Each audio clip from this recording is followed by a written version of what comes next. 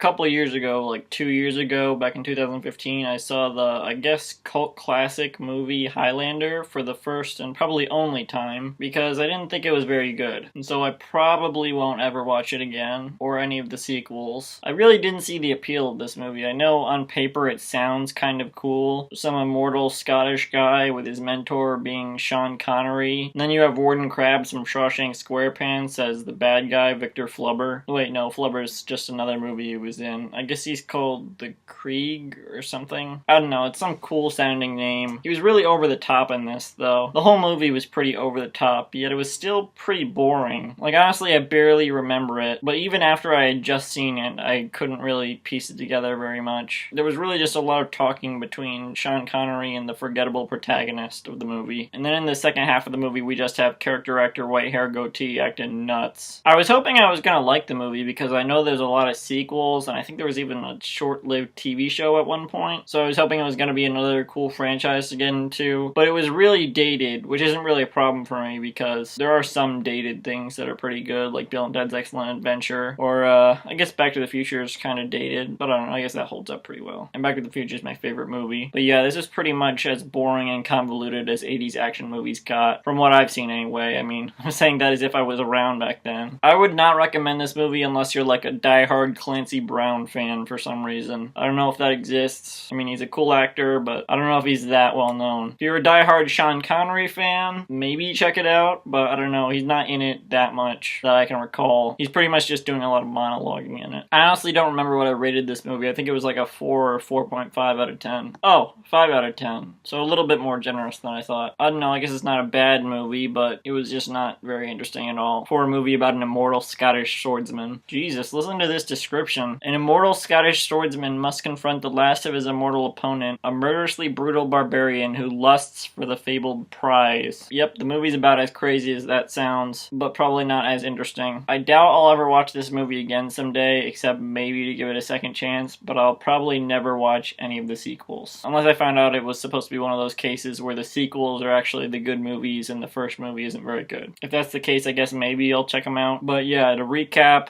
I saw this movie 2 years ago, I gave it a 5 out of 10, and I do not recommend it, unless you're somehow a die-hard Clancy Brown fan.